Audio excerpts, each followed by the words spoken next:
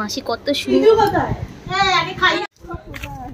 আগের ভিডিওতে শেয়ার করেছি কালী পুজোর আগের দিন আমরা টোটনদের বাড়ি থেকে আমাদের বাড়ি আসার উদ্দেশ্যে রওনা দিই।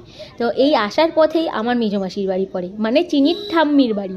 তাই চিনি যেহেতু সাথে ছিল, টোটন বললো চল আজকে তোর ঠাম্মি দাদুর সাথে দেখা করিয়ে নিয়ে আসি। চলো আমিও অনেক দিন আমার মাসির বাড়ি যাইনি, ঘুরে আসি, তোমাদের সাথে আমার মাসির সাথে আলাপ করাবো। আজ প্রথমবার আমার ক্যামেরা। ছোটোবেলায় এই মাসির বাড়িতে তো আসতাম, আর বছরে দুবার তো আসবোই, এক শীতলা পুজো আর দুই হচ্ছে রক্ষাকালী পুজো, যেটা দিনের দিন পুজো হয় আর ভোরের মধ্যেই বিসর্জন হয়ে যায়। খুব ভালোভাবে পুজো হতো। এখন একই দিন আমার বড় পিসির মেয়ের বাড়িতেও হয়, আমাদের নিমন্ত্রণ থাকে কিন্তু আমি দূরে থাকি, যেতে পারি না। যাই হোক, ঠাকুর না ডাকলেও কখনো যাওয়া সম্ভব না। চলে এসেছি তো মাসির বাড়িতে, মাসি আমাদেরকে দেখতে পেয়ে দিচ্ছে আমাদের জন্য থামস আপ। আজকের এই মাঠটা যেটা ঘাসে ভর্তি, একদিন পুরো বালিতে ভর্তি থাকতো, সেই বালি নিয়ে আমাদের কি খেলা ছিল। আর এটা হচ্ছে আমার মাসির যা, খুব সুন্দর হয়েছে মেয়ে জামাই এইটা। ওই দেখো ওই দেখো তোমাদের কুকুর কি করছে গো, কি করছে?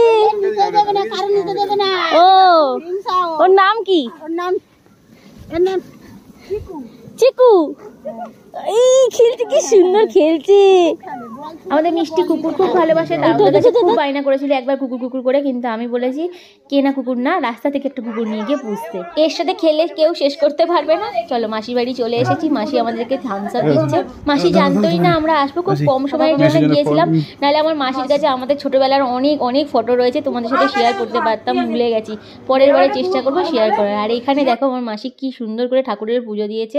আগে না আমরা মাসির বাড়িতে আসলে পিছন দিকে অনেক জবা ফুল টগর ফুলের গাছ আছে, সেগুলো আমার মাসির জায়ের মেয়ে আমরা দুজন মিলে সব ফুল তুলতাম। জীবনের বয়সের সাথে সাথে সব কিছুই হারিয়ে যায়, তাই ছোটোবেলাটাকে আনন্দ সহকারে উপভোগ করাটা খুব দরকার। আমি তো আমার ছোটোবেলাটাকে খুব আনন্দ করেছি। আমি ছোটোবেলায় নিজের বাড়ির থেকে বেশি মামার বাড়ি, মাসির বাড়ি আর আমার সেজে পিসির বাড়িতে খুব সময় কাটাতাম।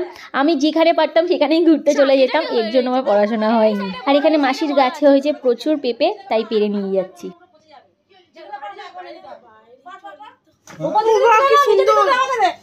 পারবে না, সব আটা লেগে যাচ্ছে। নিচে দিতে পারবো? আগে বলো উপর দিতে পারতে। টুসি কে? ব্যাস আর পারিস না, আর পারিস না। কত খাবো, খুব খুশি। নে নে নে,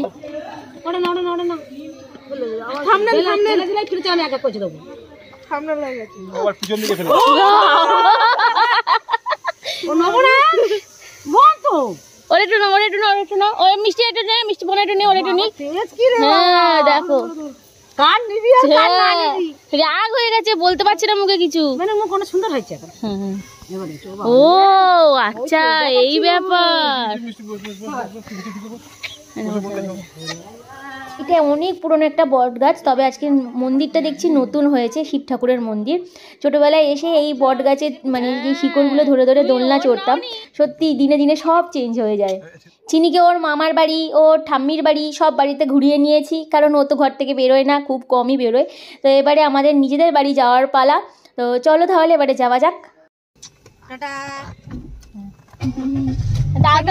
ভালো হতো। এই পাটুলির উপর দিয়ে গেলে এতটাই ভালো লাগে, এত সুন্দর করে সেজে উঠেছে, কিন্তু কখনো সুযোগই হয় না এসে একটু সময় কাটাবো, কারণ আমি তো আসি খুব কম দিনের জন্য। তারপরে এবারে যদিও এসেছি সে ঘরবন্দি অবস্থায় এসেছি, তাই এইসবগুলো এরকম হয়তো যেতে যেতে ক্যামেরা বন্দি করে যেতে হবে। সবসময় মনে হয় এবারে এসে একটু এখানে যাবো ওখানে যাবো, কিন্তু কোথাও আর যাওয়া হয় না।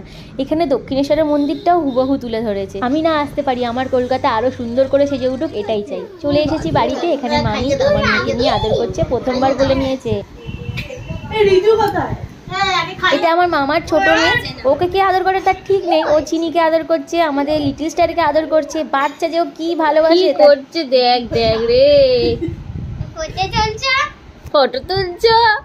বড় পিসি কই? হ্যাঁ এই তো, এই সবে এলাম। কথায় আছে গরুর পালে বাঘ পড়েছে, সেই রকমই ব্যাপার। এক দল খেতে বসে গেছি, খাওয়া দাওয়া করে তোমাদের সামনে আবার পরে ফিরে আসি। বিকেলবেলা সবাই মিলে খাওয়া দাওয়া করতে বেরিয়েছিলাম, আর ফেরার পথে রিজু আমাদেরকে অরুণ আইসক্রিম খাইয়েছে। দাম নিল খা চিজের জন্য। কেন লেখা ছিল দেখিস না? কি লেখা ছিল দেখিস প্যাকেটে? চিজি চিজি চিজি, এর থেকে ভালো তো আমি বাড়িতে বানাতে পারি। কি হলো, লাগলো?